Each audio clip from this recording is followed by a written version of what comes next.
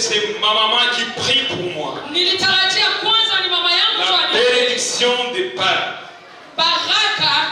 La bénédiction des parents. Baraka ya wazazi. C'est une fierté de voir ton fils prêcher quand tu es assis. Nikuringa sana wewe mimi mtoto wako kuhubiri Mungu hapa. C'est une fierté. Nikuringa sana. Ça c'est sûr. Ile ni Et moi-même je suis fier quand je prêche et les parents sont assis là. Et ça c'est une fierté pour moi. C'est pourquoi moi je ne cesserai pas de parler de ce Jésus.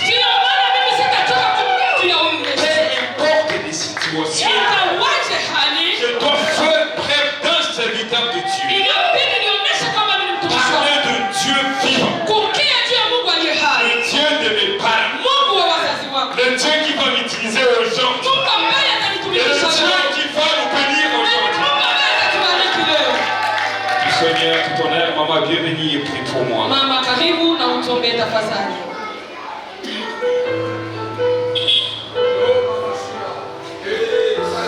Mtakatifu, mtakatifu, mtakatifu. Jina jina lako Masia. Nikuita namna gani? Mungu wa mitume, Mungu wa manabii. Ninajua yenyewe kama impossible haiko wewe. Lakini kila kitu kinawezekana kwako. Mtoto wangu ni mbele zako. Tena mbele wa taifa. Ninahitaji Mungu umwitilize kabisa. Usimwache Jehova, lakini wewe pamoja naye. Asimamapo apotee, wewe uonekane na upige kelele ndani ya mkutano kama vile parapanda italia wakati wa ufufuko. Asante Mungu wangu, umwitilize na umeinterprete naye, umutie nguvu na umwezeshe. Hii ni neema Baba ambayo tumepata kupata watoto ambao wanakujua, ambao wanakutumikia. Mungu, Bwana tuoneshe zetu Baba. Tunasema asante. Ni mtumishi wako, uwe kwa upande wake, umtumikishe kadiri utakavyo, kwa jina la Yesu Kristo. Najua na mkutano utapiga tena shangwe na vigelegele.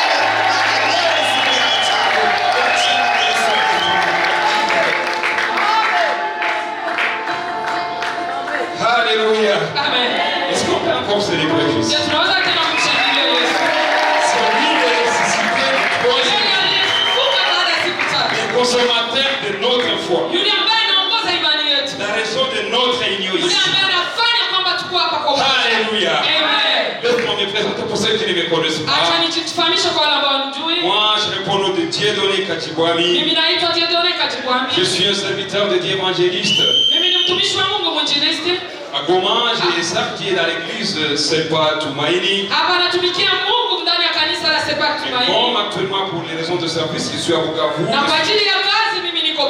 Je suis en train de servir l'Éternel dans l'église du docteur Denis Mukwege. L'église Sayuni Labot. Alléluia. Et ça c'est mon église. Parce que l'église de mes parents c'est mon église. Alléluia. N'est-ce pas que maman a insisté sur Josué ici, non? Oui. La famille et moi servirons l'Éternel. C'est ce que nous devons faire, frère. Écoute, je veux bénir l'Éternel ce matin. Parce que d'abord, j'ai eu cette grâce de me tenir debout au milieu de vous. Laisse-moi d'abord bénir le papa. Chaque papa visionnaire. Que Dieu vous bénisse abondamment. Je suis en train de bénir même les comités pastoraux. Parce que c'est par vous que Dieu vous a utilisé que moi je puisse servir. Écoute, hier ce n'était pas facile. Je viens de Bukavu. J'arrive ici. Il y a une décision. Il n'y aura pas église. Je passais dans une forte vague. Et là, je parlais avec Dieu quand j'étais au bord du lac. Seigneur, je ne mourrai pas parce que je pars dans ta mission. Et puis hier, quand Dieu auditionné le Dieu de papa, je disais, Seigneur, pourquoi moi je viens te servir, passer par la vague, bénissons l'Éternel. Parce qu'il est le Dieu qui ne change pas.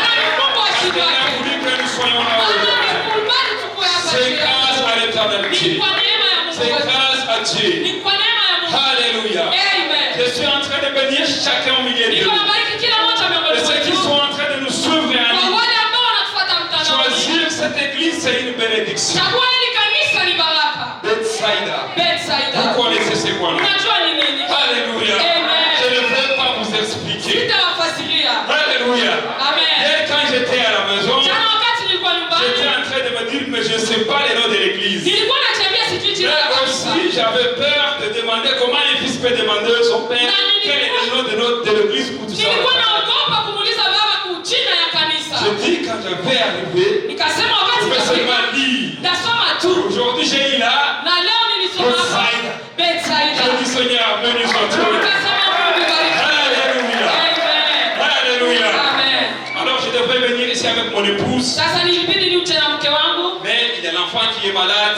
Elle est restée à Bukavu, moi je suis venu ici. Pour dire que je suis marié, j'ai une fille. Et nous restons avec d'autres orphelines à la maison. Ça c'est une bénédiction. Alléluia.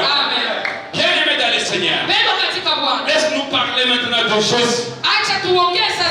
Il y a des bons choristes ici. Moi j'ai fait chante, j'ai dirigé la chorale pendant 8 ans. Et à un moment je dis à l'Éternel, je dois quand même monter. Et ne pas stagner.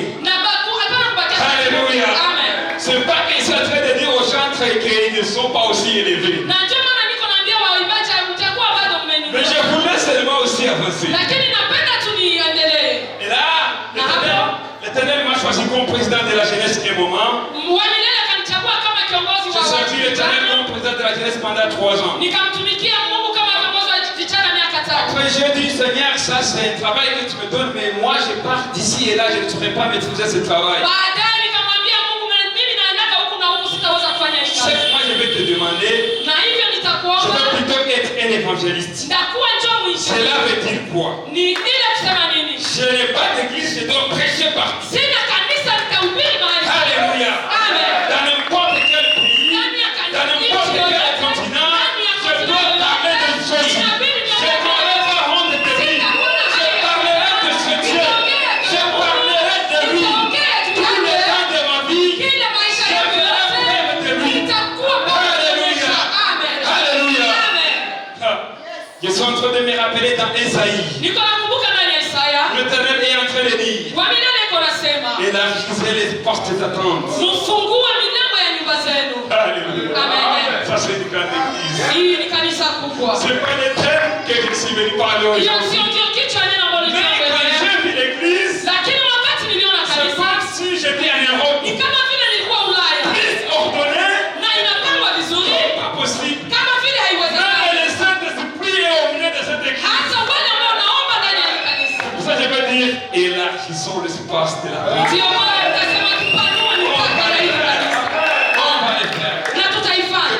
Prochainement, je parlerai de ce temps. Mais pourquoi je n'ai pas prédit ce temps? Et pour élargir l'espace de la tente. Je dis, Seigneur, laisse-moi parler ce petit envolé que je porte. Parce que c'est mon église, je retournerai encore.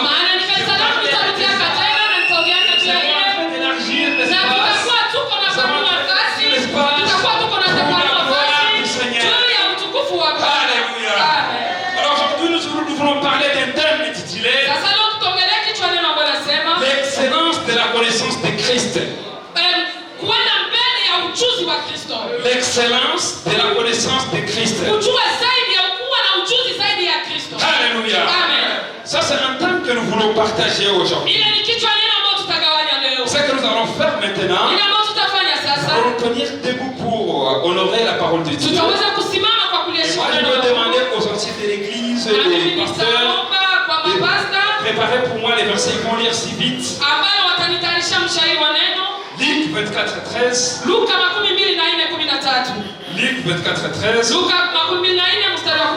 allons lire Daniel 1, les chapitres 1er, les versets 1 jusqu'au 5e verset. Pia tutasoma Danieli 1:1 mpaka 5.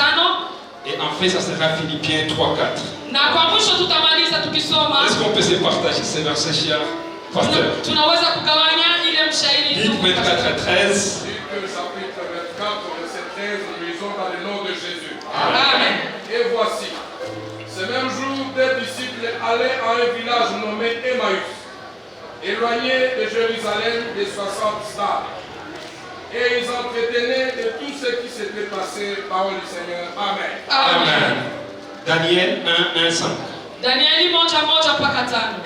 Daniel 1:5, nous lisons dans le nom du Seigneur Jésus-Christ. Amen. La troisième année du règne de Joachim, roi de Juda, Nebuchadnezzar, roi de Babylone, marcha contre Jérusalem et la siégea. Le Seigneur livra entre ses mains Joachim, roi de Juda, et une partie des ustensiles de la maison de Dieu. Nebuchadnezzar apporta les ustensiles au pays de Shinéar, dans la maison de son Dieu. Il les mit dans la maison du trésor de son Dieu. Le roi donna l'ordre à Ashpenaz, chef de ses eunuques, d'amener quelques-uns des enfants d'Israël de race royale et de la famille noble. Des jeunes garçons sans défaut corporel, beaux de figure, doués de sagesse, d'intelligence et d'instruction, capables de servir dans le palais du roi et à qui l'on enseignerait les lettres et la langue de Chaldéen. Le roi leur assigna pour chaque jour une portion des mets de sa table et du vin dont ils buvaient, voulant les élever pendant 3 années, au bout desquelles ils seraient au service du roi. Amen. Amen. Le dernier verset, chapitre Philippiens 3:4. Nous lisons Philippiens chapitre 3 et le verset 4 et dans le nom du Seigneur. Amen. Moi aussi cependant, j'aurais sujet de mettre ma confiance en la chair. Si quelques autres croient pouvoir se confier en la chair, je le puis bien davantage. Amen. Amen. Alléluia, nous pouvons nous mettre. Alléluia. Amen. Nous voulons parler d'un thème, l'excellence de la connaissance du Christ. Tunatafuta kuongea juu ya kichwa ya neno ambayo inasema ujuzi wa zaidi juu ya Kristo. Et moi je vais commencer par mettre la base de mon enseignement. Na mimi nitaanza kutia kiini ya mafundisho yangu. Alléluia. Amen. Dans Luc 24, Ndani ya Luka 24, la Bible est en train de nous dire. Biblia iko natuambia. La Bible nous parle encore de l'histoire de la résurrection du Christ. Biblia inatuambia juu ya ufufuko wa Yesu Kristo. Et la Bible nous dit que si vous lisez tout le chapitre, tu vas comprendre l'histoire, comment les gens, même Marie, sont partis voir Jésus au tombeau. Ukisoma historia yote utaelewa kwamba utaona watu na Maria walienda kumwona Yesu kwenye kaburi. Mais après, la Bible nous dit que même si les disciples avaient cette information, mais ils n'ont pas crié à l'époque. Lakini Biblia tena inatuambia ya kwamba hata mitume walipata zile habari hawakuziamini. Ils n'ont pas crié à ce message. Hawakuamini ile ujumbe. Alléluia. Amen. C'est la Bible qui nous parle, qui n'ont pas crié à ce message. Biblia ndio inatuambia kwamba hawakuamini ile ujumbe. Alors que je voulais dire que quand tu n'as pas l'information sur la résurrection du Christ, Ni kusema nitafuta kuambia wakati hauna ujumbe juu ya ufufuko wa Yesu je vais Kristo. vous parler de des choses si vite pour mettre la base. Nitaongea juu ya vitu viwili kutia La msingi. première des choses, Kitu cha kwanza, si tu ne connais pas la puissance de la résurrection du Christ, kama haujui uwezo wa ufufuko wa Yesu Kristo, c'est que tu seras loin de Jérusalem. ni kusema utakuwa mbali na Et Yerusalemu. Jérusalem signifie la ville sainte.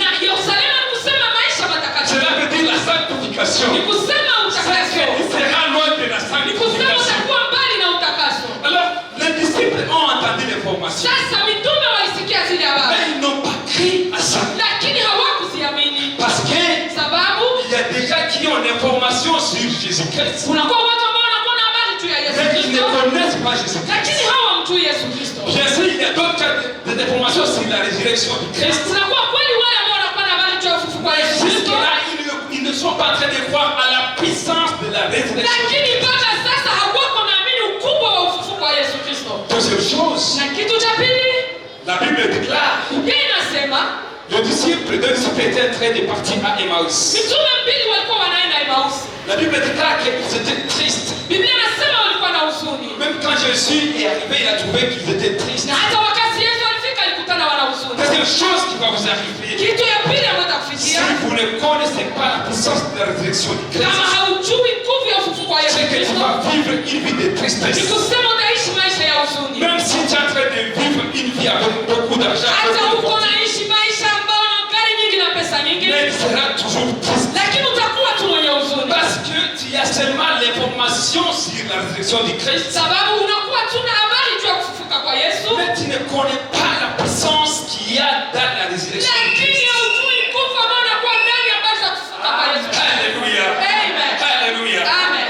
Et là, je suis en train de mettre toujours ma base. J'ai parlé de quand on a lu Philippiens 3. Hapa tu niko na siri ya misingi yangu wakati tulikuwa nasoma wa Filipi 3.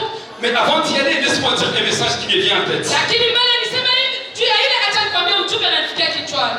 Écoute, Sikia. les disciples partent avec Jésus. Na mitume wanaenda na Yesu. Et à cette époque, en Israël, on ne pouvait pas marcher la nuit. Na kwa hiyo wakati Israeli haungelitembea Il usiku. n'y avait pas d'éclairage. Hakukuwa mwangaza. Il y avait des brigands partout. Kulikuwa watu wanyang'anyi mahali pote. Ils marchaient avec Jésus, mais ne sachant pas que c'est Jésus le ressuscité. Na walikuwa wanatembea na Yesu lakini hawakujua kwamba Yesu ndiye aliyefufuka. Ils arrivent dans ce village. Wakafika ndani ya huo mji. Ils demandent à Jésus, est-ce qu'on peut se mettre dans cette maison? Wakamwambia Yesu, je, tunaweza kuketi ndani ya hiki kijiji? Écoute cette chose. Sikia kitu moja. Ils arrivent dans la maison. Wakati wanafika nyumbani, Ils préparent les repas. wanawaandalia chakula. La Bible est en train de me dire. Biblia iko inaniambia. La Bible n'est pas. Biblia inaniambia.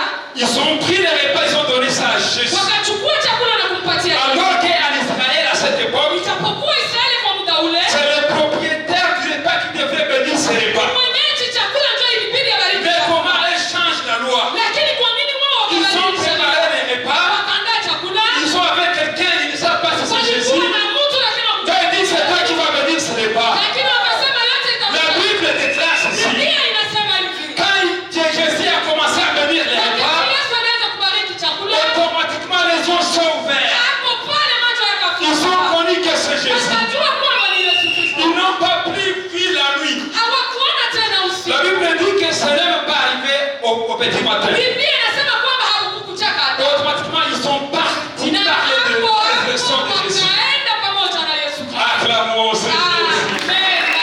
Alléluia. Yes. Qu'est-ce que je suis en train de vouloir dire par là? Mimi niko natafuta kuambia hapa. Quand il s'agit de Jésus, Kama ni kuhusu Yesu, quand il s'agit de lui, kama ni kuhusu Yesu, même s'il y a quelqu'un qui s'impose, hata kitu kijishurutishe hapo, bien que tu ne le connais pas, itapokuwa quand haumjui, tu vas le voir, wakati tu vas utamwona, tout céder et dire prends le lit, Seigneur. utasema yote kamata Bwana. Alléluia. Amen. Laisse-moi alors continuer avec Philippiens. Acha sasa niendelee na Wafilipi. Dans Philippiens, on parle de Paul. Wafilipi wanatuambia juu ya Paulo. Je vais d'abord vous dire l'histoire de Paul. Nitawaambia kwanza historia ya Paulo. Paul était quelqu'un qui a appris sous Gamaliel. Paulo ni mtu ambaye aliongozwa na Gamalieli. Et en Israël, Na Israeli, chaque scribe de renom devrait avoir ses disciples. kila mwandishi ilibidi awe na wanafunzi wake. Et pourquoi si tu es un disciple d'un scribe de renom, c'est une gloire. Na wakati wao unajikuta huko mwanafunzi wa mwandishi fulani uko na utukufu. Donc si on te dit, toi tu es disciple de ce scribe-là, c'est une gloire en Israël. Ni kusema wao wakakwambia wao ni mwanafunzi wa wale waandishi, wewe unakuwa na utukufu wako Israeli. Mais écoute ce que Paul est en train de dire. Lakini sikia ile Paulo Ce alisema. que moi j'ai trouvé comme honneur, Ile ambayo mimi niliona kama ce que moi heshima, j'ai trouvé comme gain, ile ambayo niliona kama faida, à cause de l'excellence de la connaissance de kwa Christ, ajili ya ujuzi zaidi ya Kristo, j'ai trouvé comme une perte, niliona kama ubatili, comme la boue. kama vile udongo. Bien que j'avais cette gloire d'être disciple de scribe, Ijapokuwa nilikuwa na ile utukufu ya kukuwa mwanafunzi wa mais mwandishi, tout ça je trouve comme la boue. lakini hayo yote naona kama matope. Bien-aimé dans le Seigneur, Bado katika Kristo. laisse-moi vous dire une chose. Acha niwaambie kitu fulani. Tu sais, la maturité et la croissance, Unajua kukua na kuweza kukomaa c'est quand tu commences à laisser des choses prestigieuses, ni wakati unaanza kuacha vitu vya samani, les choses d'honneur, vitu vya heshima, en train de courir vers les choses na importantes. unaanza kukimbilia ndani ya vitu vya muhimu. Écoute, la Bible dit ceci. Sikia, Biblia inasema hivi. Tout ce que Paul avait Yote ambayo Paulo alikuwa nayo n'avait pas changé de valeur. haikubadilisha samani. Mais il a trouvé quelqu'un qui avait plus de valeur que tout ce Lakini qu'il avait. alikutana na yule ambaye anakuwa na samani kuliko vitu Et vyake. c'est comme ça que Paul dit, Na ndio pale Paulo je anasema laisse tout. naacha yote. Alléluia. Amen. Alléluia. Amen. Gloire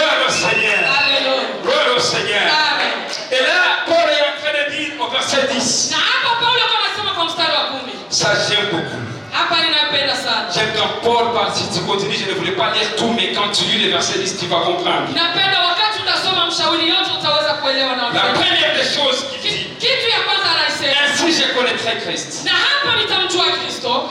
Après avoir connu Christ, Baada ya kumjua Kristo, je reconnaîtrai la puissance de la résurrection du Christ. nitajua nguvu ya ufufuko wa Yesu Kristo. Après, je reconnaîtrai la communion de sa souffrance. Na hapa nitajua pia muungano wa Et ces trois choses résument mon message aujourd'hui. na hivi vitu tatu vinakuwa ndani ya kichwa neno. Connaître Christ, Kumjua Kristo, connaître la puissance de la résurrection de Christ kujua nguvu ya ufufuko wa Yesu et Kristo, la communion avec Christ. na kugawa pamoja na Kristo. Parce que tu peux dire à ton voisin connaître Christ, So unaweza ambia jirani yako kumjua Kristo, connaître la puissance de la résurrection de Christ kujua nguvu ya ufufuko wa Yesu Kristo, et connaître la communion avec Christ. na kujua uhusiano pamoja na Yesu Kristo. C'est ça que nous allons parler aujourd'hui. Ni hiyo ndio tutaongelea leo. On commence par la première chose, Tunaanza kwa kitu cha kwanza, connaître Christ. kumjua Kristo.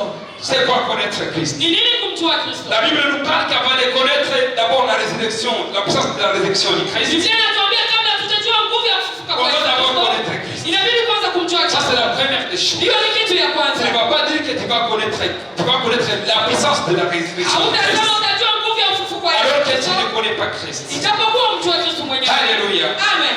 Écoute, Paul était en train de dire, Sikia Paulo alikuwa anasema, à cause de l'excellence de connaître Christ, kwa ajili ya ujuzi wa kumjua Kristo, ainsi je connaîtrai Christ. na hapa nitamjua Qu'est-ce que Kristo. cela signifie Ile encore? kusema nini?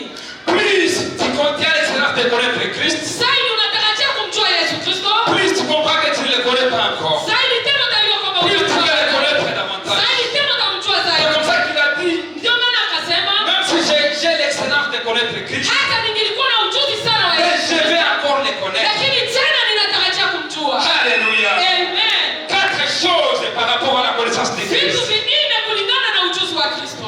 La première des choses, Kitu cha kwanza c'est que Christ est incompréhensible, mais il est connaissable. ni kwamba Yesu haeleweki, lakini anaeleweka. Christ est incompréhensible, mais il est connaissable. Yesu Kristo haeleweki, lakini anaeleweka. Dans Philippiens 3:8, Wafilipi 3:8, Paul est en train de dire, Paulo ako anasema, à moi qui suis le moindre de tous les saints, il m'a été accordé d'annoncer les richesses incompréhensibles de amen, Christ. amen, Alléluia. amen. Incompréhensible veut dire Vitu vieleweke ni kusema qu'on ne peut pas les maîtriser dans sa totalité. hauwezi kuvijua vyote kwa Mais ujumla, on doit les connaître. lakini inabidi kuvifahamu. Il y a une différence entre l'incompréhensible et la connaissabilité. Kunakuwa utofauti kati ya kuelewa na kufahamu. J'aime un auteur américain, Napenda mwandishi mmoja wa Amerika il s'appelle John Piper. ambaye anaitwa John Piper. Il a parlé de la connaissance de Christ. Aliongea juu ya ujuzi wa Kristo Et il a dit ça en anglais. na akaisema kwa Kiingereza, We can never know God fully, but we can know Him fully. hauwezi kujua fully. Amen. Amen. Cela veut dire quoi en français? On ne peut pas connaître Dieu dans sa totalité, Hauwezi kumjua mais on peut le connaître du vrai. lakini kumjua kweli kweli, Parce que lui, il est incompréhensible, sababu yeye mais il haeleweki, est connaissable. lakini anajuliwa. Alléluia. Amen. Il y a des fois que tu peux dire à quelqu'un, Unakuwa ndio unaweza kuambia moi je mtu, vais connaître mimi Christ. nataka nimjue Et Kristo, la personne va te dire, mais tu vas connaître Christ comment toi tu es un humain. na mwenzako atakwambia utamjua Kristo je na wewe ni mwanadamu. Mais il va te dire, on nous parle que Dieu est grand, il ne peut même pas contenir les cieux et la terre. Atakwambia anasema Mungu ni mkubwa na hawezi kuenea juu na mbingu. Laisse-moi te dire une chose. Lakini acha nikwambie kitu En fulani. connaissant Christ, Kumjua Kristo, Christ ne va pas changer sa taille. kila hauwezi kumjua kwa umbo Je lake. vais vous donner un exemple. Nitawapa mfano. Quand tu es sur la terre, tu vois l'avion en haut, Wakati uko hapa duniani unaona ndege tu juu, vas voir l'avion trop petit. utaona ndege ni ndogo. Mais quand tu vas à l'aéroport, Lakini wakati unaenda tu kwa vas voir ndege, l'avion est très grand. utaona ndege ni Est-ce kubwa. que l'avion a changé sa taille? Je, ndege libadilika Est-ce que l'avion a changé sa Je, taille? ndege libadilika Qu'est-ce que je vais dire dans ce Mimi message? natafuta sema ndani ya ujumbe. C'est quand tu veux comprendre la grandeur de Christ, Wakati unatafuta kwa leo ukubwa wa c'est Mungu, quand tu avances vers lui. ni hapo ndipo Mungu Plus tu avances anakusogelea. vers lui, Zaidi plus tu vois sa unamsogelea. taille. Na hapo unaona ukubwa Je wake. suis en train de prier pour quelqu'un ce matin. Que Dieu t'amène à voir différemment. Que Dieu t'amène à avancer et voir différemment. Alléluia. L'incompréhensibilité et la connaissabilité de Christ. Kutokuelewa na kujua Kristo. Alléluia. Amen. Ça, c'est quelque chose que j'aime beaucoup. Hii ni kitu nakipenda La sana. deuxième des choses, Kitu cha pili, quand on parle de connaître Christ, wakati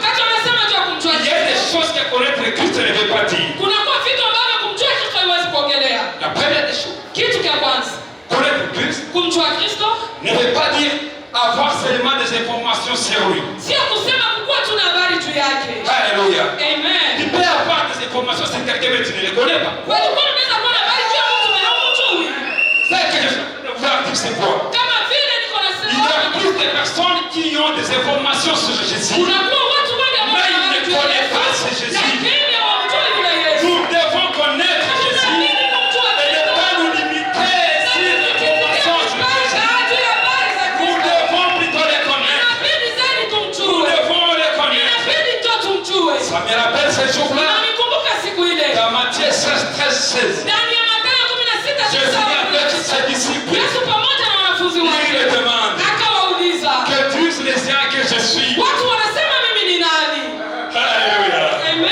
Qu'est-ce qu'ils ont dit? Watu walisema, Certains disent que tu es Élie, wamoja wanasema wewe ni d'autres Elia, Jérémie, wengine Yeremia, d'autres Jean-Baptiste. wengine Yohana Mbatizaji. Et puis il a posé la même Na kisha kaswali lile swali. Sasa nyinyi hapa. Sasa nyinyi ambao mko hapa. Alléluia. Alléluia. Amen. Amen. Et là, quand on est en train de parler de ce message, Na wakati hapo wako wanaongea juu ya ujumbe, la Bible nous dit qu'ils Biblia ont manqué des inatuambia, réponses.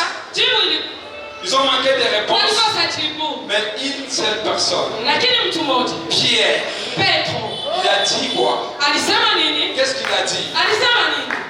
Tu es le fils de Dieu. Wewe ni mwana wa Mungu. Alléluia. Amen. Pierre, il a reconnu ça. Petro akajibu. Et moi, je vous dis que les disciples étaient aussi avec Jésus. Lakini nataambia kwamba Même la foule qui marchait avec Jésus. hata umati ambao ulitembea Mais il n'avait pas encore eu la révélation de Jésus. Qu'est-ce que cela veut dire? Tu peux marcher tout le temps à l'église, mais tu ne connais pas encore ce Jésus. Tu ne connais pas encore ce Jésus. Ils ont des informations sur lui, mais ils ne les connaissent pas encore. Alléluia. Deuxième des choses, la connaissance de Christ ne veut pas dire la familiarité aux choses de Dieu. Ne veut pas dire la familiarité aux choses de Dieu. Alléluia. On peut être familier aux choses de Dieu, mais sans connaître ce Dieu. Et là, ça me rappelle cet homme. Il s'appelle Samuel. Samuel, il a été offert par ses parents. Alléluia. Samuel est offert par ses parents. Et Samuel passait tout le temps dans l'église. Et la Bible est entre nous. La Bible va encore très loin.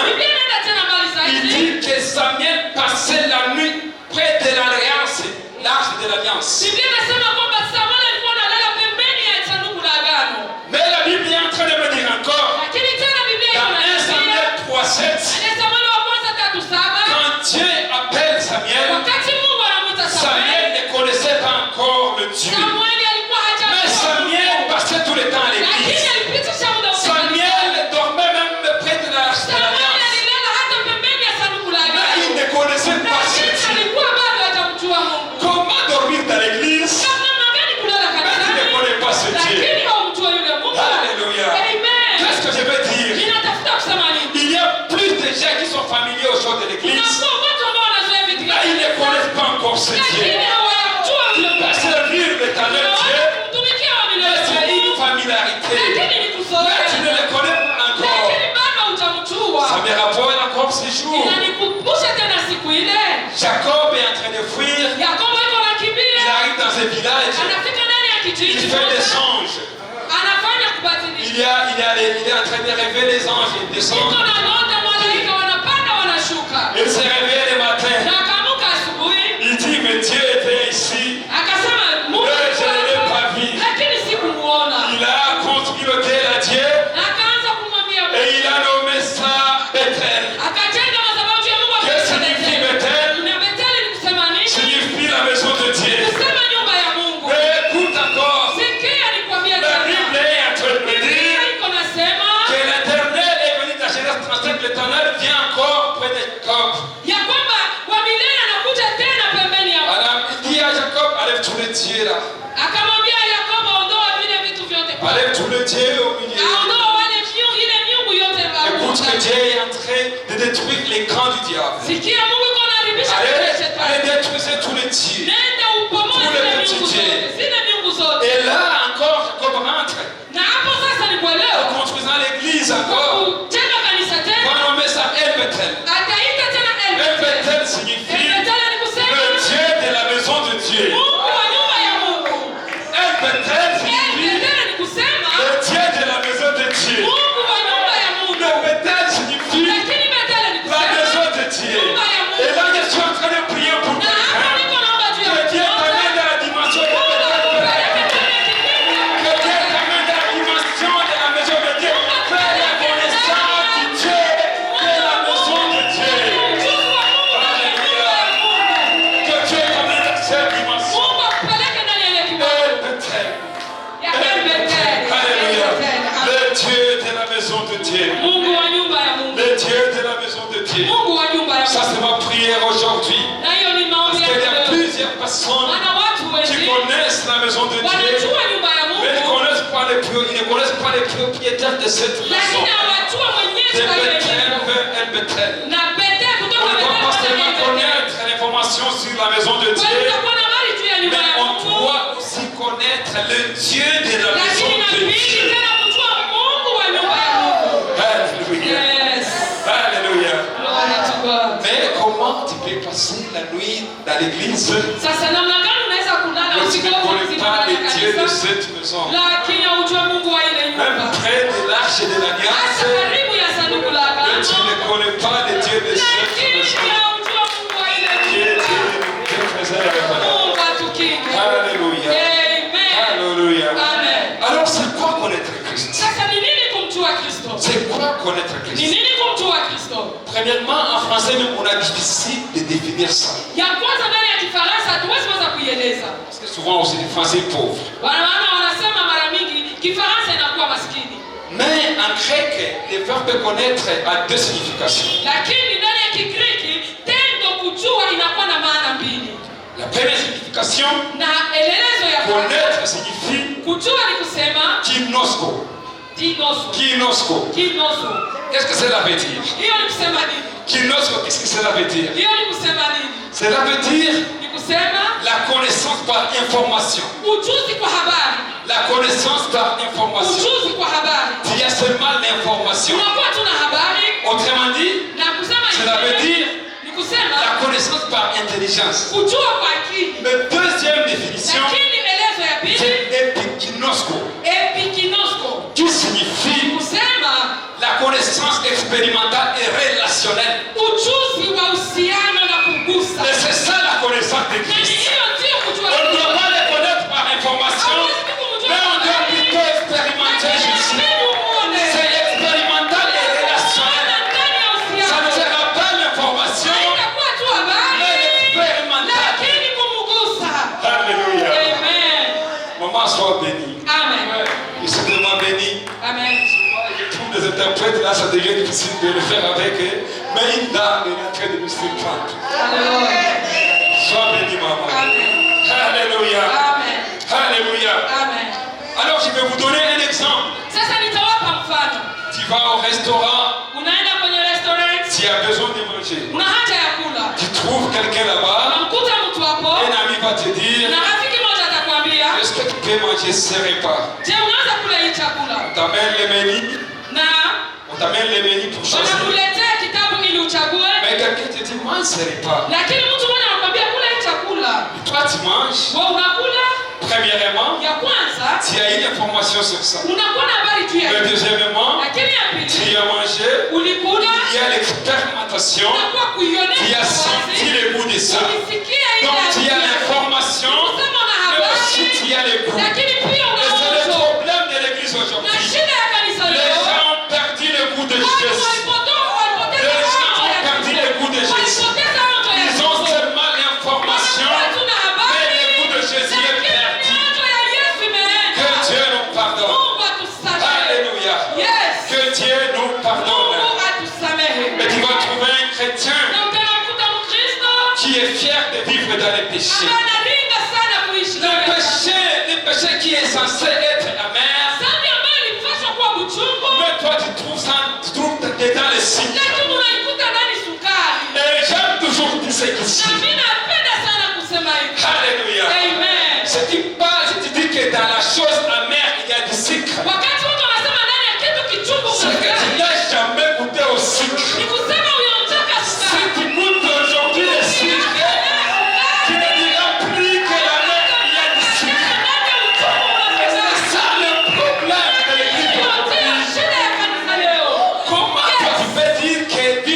péché pour toi, c'est du sucre. Que Dieu nous pardonne. Alléluia.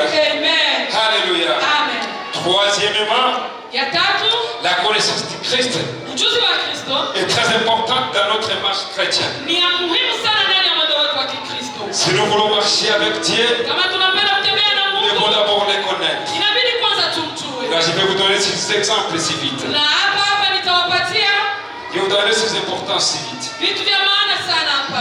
Alléluia. Amen. Je vais vous parler des 6 importances de marcher avec Christ. Nitawaambia vitu visita vya maana kwa kutembea na Kristo. La première des choses, Kitu ya kwanza, les degrés de votre fermeté dans la marche avec Dieu na kiwango ya kufungamana kwako ndani ya mwendo na Kristo sera toujours proportionnel au degré de votre connaissance de Dieu. itakuwa tu kulingana na kiwango ya ujuzi wako. Donc le degré de votre fermeté Kusema kiwango yako ya dans la kufungamana marche avec Dieu ndani ya mwendo na Kristo sera influencé itashurutishwa par le degré de la na connaissance de Dieu. kiwango ya kujua Mungu. Alléluia. Amen. Il y a de Daniel 11:32. Danieli 11:33. La Bible nous dit ça. Biblia inasema hivi. Je vais vous dire d'abord quelque chose sur les livres de Daniel. Nitawaambia kitu kidogo kulingana na Daniel, le livre de Daniel a 2 parties. Kitabu cha Danieli kinakuwa na sehemu mbili. Chapitre 1er au 6e chapitre, ça parle de l'histoire. Mstari wa kwanza mpaka wa sita inaongea juu ya historia. Le reste parle de l'eschatologie. Na inaongea juu ya eschatology. Cela veut dire les choses futures. Ni kusema vitu vitakavyokuja. Et la Bible est en train de nous dire qu'à un moment, Daniel va arriver un moment et le sanctuaire de Dieu va être profané. Na Biblia itatuambia kwamba itafika muda ambao hata kanisa la Bwana litaharibika. Le mal va se générer et les gens vont abandonner l'éternel. Na watu watainuka, wengine watamwacha Mungu. Mais j'aime le verset 32. Lakini napenda mstari wa La Bible est là.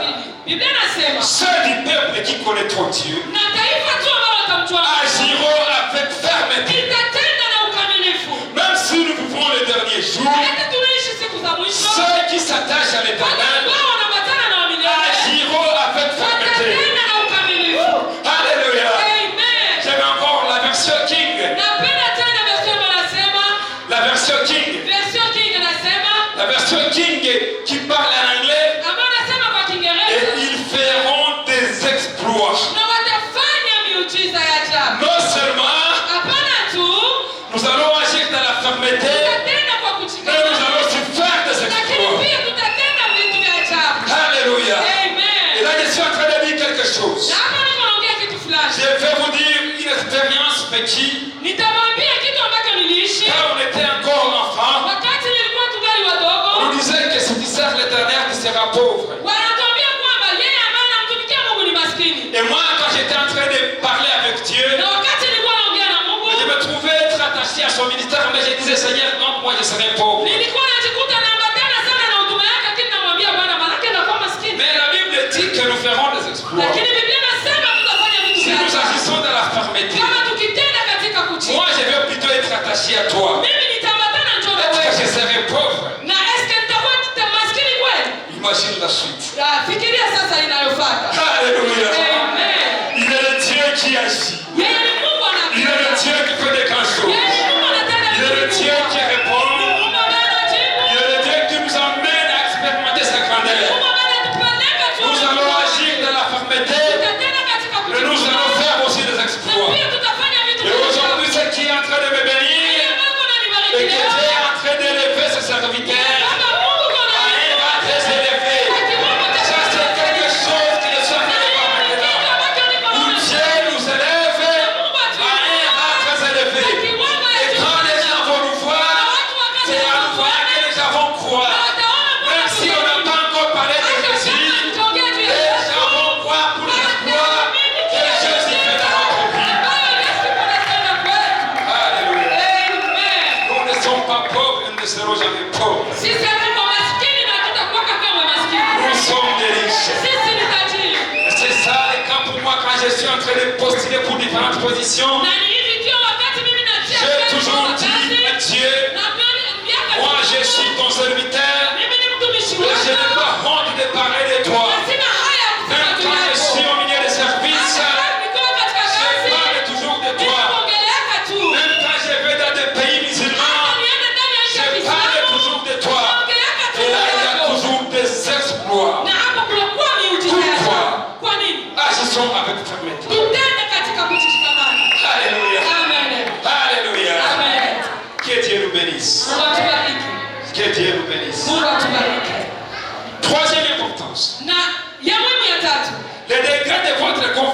Dieu sera toujours proportionnel au degré de votre connaissance de Dieu. Plus tu connaîtras Dieu, plus tu auras confiance en lui. Tu auras la confiance de Dieu si tu le connais. Si tu ne connais pas Dieu, tu n'auras pas confiance en lui. Ça me rappelle ce jour. Ça me rappelle ce jour. Dans Acte 12:6. Les disciples sont en train de connaître la persécution. Et on a pris Pierre, on l'a mis dans la prison. La Bible déclare, Pierre dormait, autour de lui il y avait des escortes, des militaires. Et à l'époque, on pouvait garder seulement un criminel de haut degré comme ça. Mais la Bible déclare que Pierre est là, il y a des escortes autour de lui. La Bible déclare, Pierre, qui sera exécuté demain, il n'a pas exécuté encore à cause de la Pâque. Et le lendemain, il sera exécuté. Mais Pierre, il dormait. Mais comment tu vas dormir? Tu es dans la prison et demain on va t'exécuter. Mais Pierre est en train de dormir.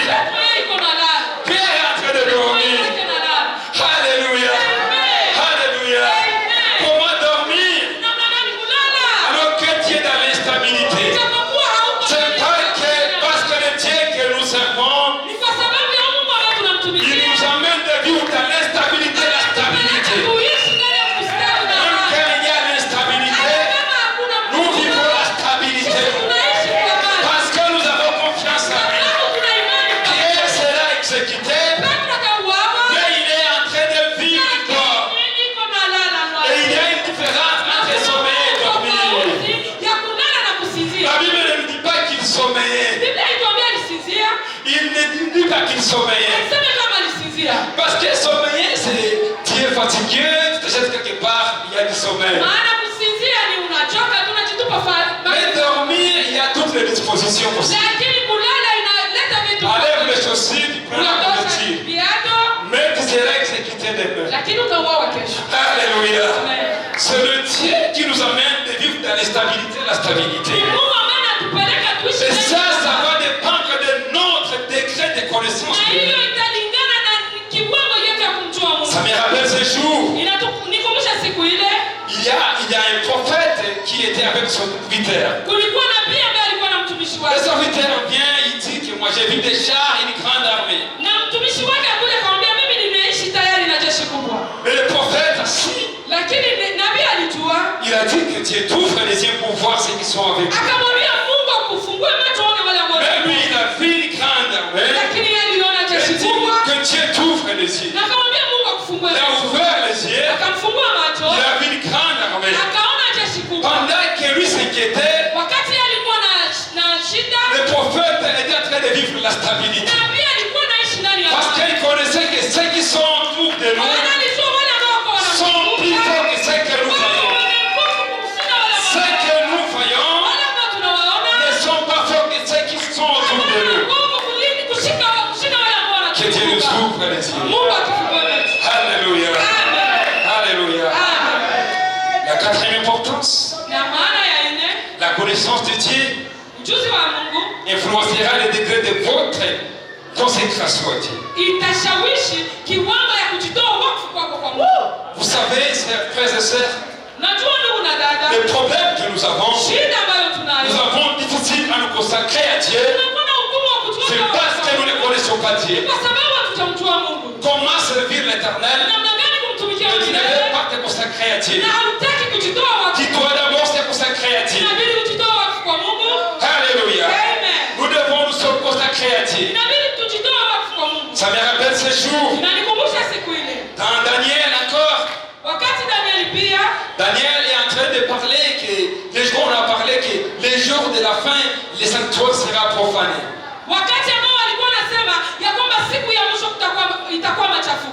Et là, on est en train train de nous parler des fils d'Élie qui étaient des hommes pervers. La Bible déclare il servait l'Éternel, en même temps il couchait avec les femmes. Écoute bien les médailles. Il y a différentes églises où nous allons. Nous ne sommes pas déçus par Dieu, mais nous sommes déçus par les hommes de Dieu.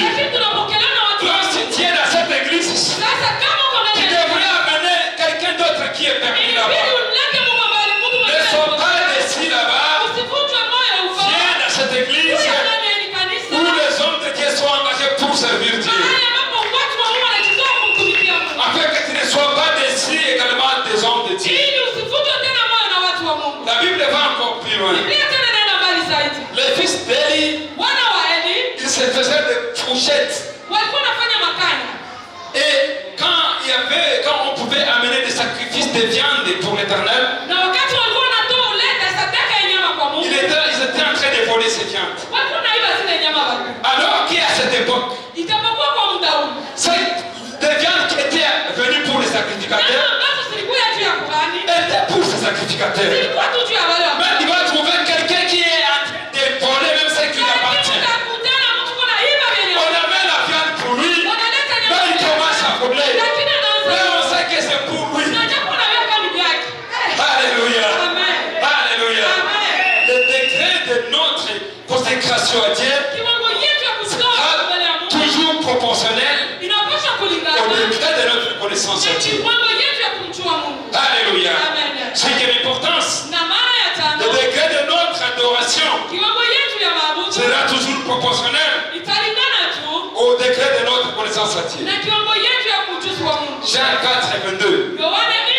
Jésus parle à cette femme. Il dit, vous adorez ce que vous ne connaissez pas. Comment tu adores celui que tu ne connais pas? Comment tu veux adorer celui que tu ne connais pas? Le degré de notre adoration sera influencé par le degré de notre connaissance. Si nous voulons adorer l'Éternel en esprit et en vérité, nous devons en premier les connaître pour ne pas adorer celui que nous ne connaissons pas. On ne va pas s'appuyer sur les informations sur Jésus, mais on doit plutôt les connaître dans l'expérimentation, dans la relation, l'incompréhensibilité est différente de la connaissabilité. Alléluia. Alléluia. Alléluia. Sixième importance, la connaissance de Dieu vous aidera à vous connaître. Alléluia. Si tu veux te connaître, tu dois d'abord connaître Dieu. Ça me rappelle ce jour dans Matthieu 16, 19. On a parlé déjà Jésus avec ses disciples. Jésus avec ses disciples. Je dis les gens qui je suis, moi, les fils de l'homme. Tu es Jérémie. Tu es un prophète. Jean-Baptiste. Écoute. Et vous là, qui dites vous que je suis. Alléluia. Il y a Pierre. Il y a Pierre qui s'élève et dit, toi tu es le fils de Dieu. Écoute ce que la Bible dit. La Bible, Jésus est en train de dire à Pierre, c'est pas les sang et ton corps qui t'ont révélé, mais c'est la révélation de Dieu. Alléluia. Après la Bible dit au verset suivant, et toi Pierre. Alléluia. Et toi Pierre. Tu ne seras plus appelé Simon.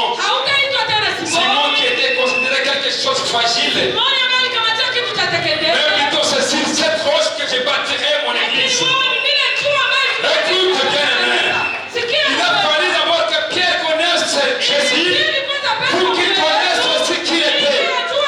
Qu'elle ne connaissait pas, qu'elle devait bâtir l'église sur lui. Et après avoir connu Dieu, c'est là qu'il a connu qu'il était.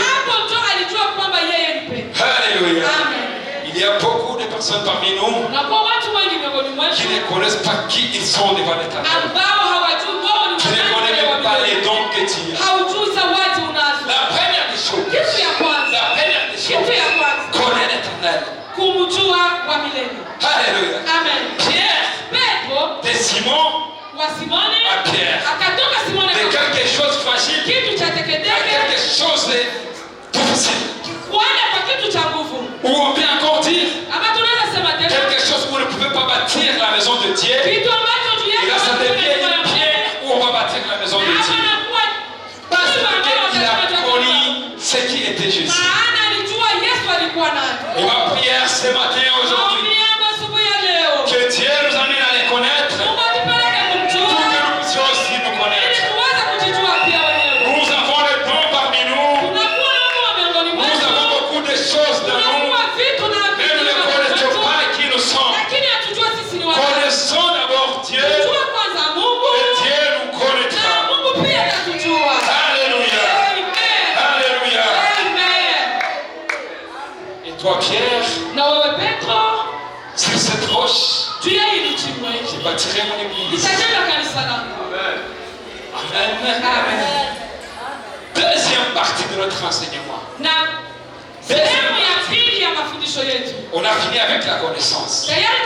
Parce que j'ai dit que mon enseignement sera basé sur 3 thématiques. La connaissance de Jésus, la connaissance de la puissance de la résurrection de Christ et la communion. Alléluia. Et là nous voulons parler de la puissance de la résurrection de Christ. Bien-aimés dans le Seigneur, la plus grande démonstration de l'amour de Dieu pour nous, c'est l'œuvre de Christ à la croix. Alléluia. Ça c'est la démonstration de l'œuvre de Christ. Mais je veux dire une chose. La plus grande démonstration de la puissance de Dieu, c'est la résurrection de Jésus. Alléluia. On a dit sur la croix tout a été fini. Mais pourquoi encore on va enterrer Jésus et il va ressusciter? Et tout est fini. Dieu avait trouvé quoi? Il a trouvé qu'il a déjà montré l'amour avec l'œuvre de son fils sur la croix. Mais il devrait aussi montrer sa puissance. Alléluia. Et là nous voulons maintenant connaître la puissance de la résurrection de Christ. Amen, amen. 4 choses importantes. La première des choses, la résurrection de Christ accomplit les promesses qui avaient été données sur Jésus. Luc 24:11. Ainsi il est écrit que le Christ souffrirait et qu'il ressusciterait des morts le 3e jour. Amen. Alléluia. Christ va mourir et va ressusciter. Et normalement l'Éternel Dieu, il doit être fidèle à ses promesses. Quand il dit, il doit accomplir. Comme il avait déjà dit qu'il fallait que Jésus va mourir, il devrait normalement accomplir cette promesse. Donc Jésus-Christ meurt sur la croix et ressuscité. Dieu est fidèle. Dieu est fidèle. Peu importe les actes qu'il peut prendre. Si Dieu a déjà dit quelque chose sur ta vie, il doit l'accomplir. Parce que la Bible déclare, il n'est pas un homme pour mentir, il n'est même pas un fils de l'homme pour se repentir. Il n'est pas capable de se repentir. C'est comme ça qu'il va garder ce qu'il a dit. Ce qu'il a promis, il l'accomplira. Alléluia. Alléluia. Deuxième des choses, s'il a fallu que Christ ressuscite après sa mort, c'est pour nous donner des preuves de sa résurrection. Dans Philippiens 2, la Bible déclare, il a été élevé au-dessus de tout nom.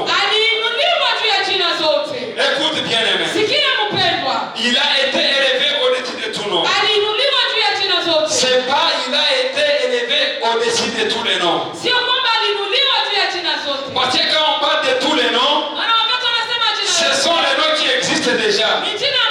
Mais tout nom, même les noms qui vont venir, il est au-dessus de tout.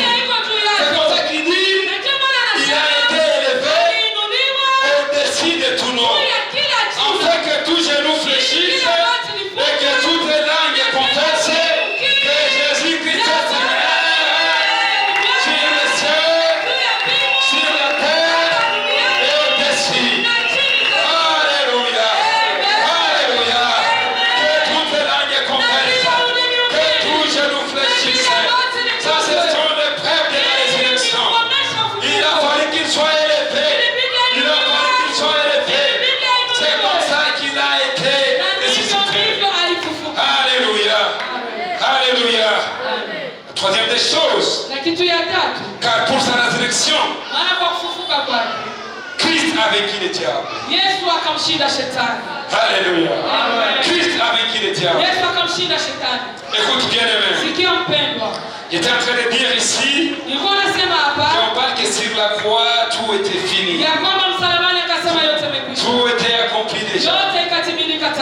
Mais il a fallu qu'il aille vaincre le diable. Alléluia. Écoute ce que la Bible veut nous dire.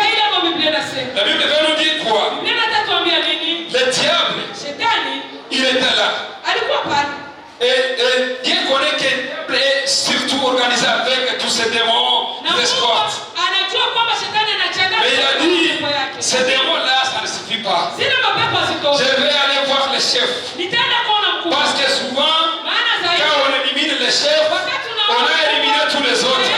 Donc il a fallu d'abord éliminer le diable pour que tous les démons soient neutralisés. Autrement dit, qu'est-ce que cela veut dire? Après la résurrection du Christ, tous les démons n'ont plus la puissance sur le nom de Jésus. Toutes les forces négatives n'ont plus de puissance sur le nom de Jésus. Ça me rappelle ce jour. David avec Goliath. David, il tue Goliath. Il a tué une personne. Et quand les femmes chantent, la Bible dit qu'il a tué 10 000. Il a tué une personne, mais les femmes chantent qu'il a tué 10 000. Qu'est-ce que cela veut dire? Il y a des victoires qui valent à 10 000 victoires. Il y a des victoires qui valent à 10 000 victoires. On a tué David, mais on parle qu'il a tué 10 000. Et c'était ça pour Jésus. Il a fallu qu'il aille tuer les responsables pour éliminer tous les autres. Alléluia. Alléluia. Des victoires qui valent à 10 000 victoires. Tu peux avoir une victoire, mais c'est une victoire autour de ça. Que Dieu t'amène aujourd'hui avec une victoire qui va t'amener à 10 000 victoires. Où nous avons parlé que tu as vaincu 10 000 victoires. La victoire que tu as vaincu aujourd'hui, que ce soit une ouverture pour 10 000 victoires. Alléluia. Alléluia. Mais par sa résurrection, il a aussi vaincu la mort. Comme Christ est ressuscité, nous ressusciterons aussi. Ça, c'est la preuve que nous ressusciterons. Si Jésus-Christ ne pouvait pas ressusciter, on avait aussi des doutes, est-ce que c'est vrai que nous ressusciterons? Mais il avait preuve de ça. Il est mort, il est ressuscité, et nous allons mourir, et nous allons ressusciter. Mais ce que j'aime, c'est quoi? Jésus-Christ est mort avec un cœur vide. Il avait déjà tout accompli. Il a accompli sa mission. Frères et sœurs, bien-aimés dans cette église, qui a encore la mission de Dieu, il ne faut pas que tu meurs sans accomplir ça. Il faut mourir avec un cœur vide.